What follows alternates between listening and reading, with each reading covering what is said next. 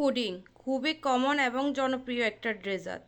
আজকে আমি আপনাদের সামনে খুব সহজভাবে এই ডেজার্টটা উপস্থাপন করব, আশা করি ভালো লাগবে। পুডিং বানানোর জন্য চুলায় আমি একটা পাত্র বসিয়ে তার মধ্যে 1 লিটার ফুল ফ্যাট তরল দুধ নিয়ে নিয়েছি। এখন চুলার আঁচটাকে মিডিয়াম থেকে লোতে করে আমি দুধটাকে মাঝে মাঝে খুন্তির সাহায্যে নেড়ে চেড়ে 1/2 লিটারের মতো ঘন করে নিব।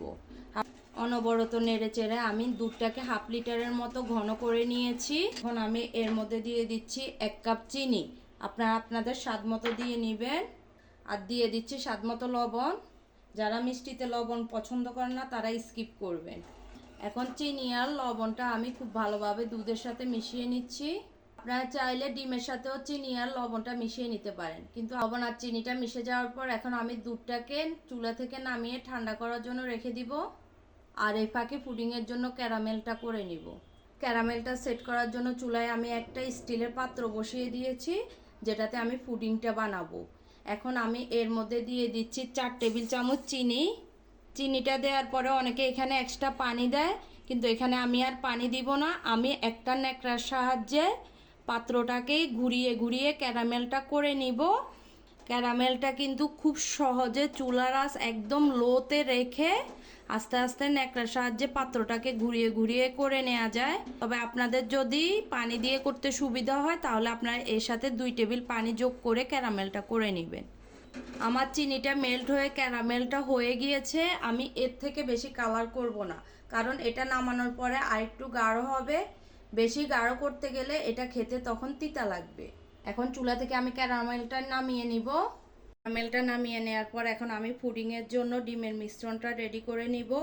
এজন্য আমি রুম টেম্পারেচারে থাকা এখানে 5টা ডিম নিয়ে নিচ্ছি। আমার কাছে মনে হয় যে 1 লিটার দুধের জন্য 5টা ডিমে পারফেক্ট। সবগুলো ডিমে আমার একটা বাটিতে ভেঙে নেওয়া হয়ে গিয়েছে। এখন একটা হ্যান্ড হুইস্কের সাহায্যে আমি খুব ভালোভাবে ডিমগুলোকে ফাটিয়ে নিচ্ছি। আপনারা চাইলে কাঁটা চামচ দিয়েও এই কাজটা করে নিতে পারেন। ডিমটা ভালোভাবে ফেটিয়ে নেওয়ার পর এখন আমি আগে থেকে জাল করা ঘন দুধগুলো, যেগুলো আমি ঠান্ডা হতে দিয়েছি, এগুলো ডিমের মিশ্রণে আস্তে আস্তে ঢেলে নিচ্ছি আর একটা হ্যান্ড হুইস্কের সাহায্যে ভালোভাবে মিশিয়ে নিচ্ছি। দুধ আর ডিমটা খুব ভালোভাবে মিশে যাওয়ার পর এখন আমি আগে থেকে ক্যারামেল করা পাত্রটা নিয়ে নিয়েছি। এখন এর মধ্যে একটা ছাঁকনি বসিয়ে আমি দুধ আর ডিমের মিশ্রণটা ছেঁকে পুডিংয়ের পাত্রে দিয়ে দিচ্ছি। মিশ্রণটা অবশ্যই ছেঁকে নিতে হবে, এতে করে আপনার পুডিংটা একদম মসৃণ হবে। আমার দুধ আর ডিমের সম্পূর্ণ মিশ্রণটা নিয়ে নেওয়া হয়ে গিয়েছে। এখন আমি পুডিংটাকে ভাপ দিতে চলে যাচ্ছি। পুডিংটা ভাপ দেওয়ার জন্য চুলায় আমি একটা ননস্টিকের পাত্র বসিয়ে নিয়েছি। এখন এর মধ্যে দিয়ে দিচ্ছি একটা টিস্যুটা দিয়ে দেওয়ার পর এখন আমি পুডিংয়ের পাত্রটা বসিয়ে দিচ্ছি পাতিলের মধ্যে। পাত্রটা বসিয়ে দেওয়ার পর এখন আমি এর মধ্যে ঢাকনা দিয়ে দিচ্ছি। এখন আমি এর মধ্যে ফুটন্ত গরম পানি দিয়ে দিচ্ছি।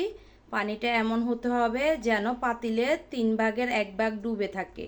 পানিটা দিয়ে দেওয়ার পর এখন আমি পাত্রটাকে একটা ঢাকনা দিয়ে ঢেকে দিচ্ছি। আর চুলার আঁচ মিডিয়ামে রেখে আমি পুডিংটাকে 25 মিনিটের জন্য ভাপে দিয়ে নিচ্ছি।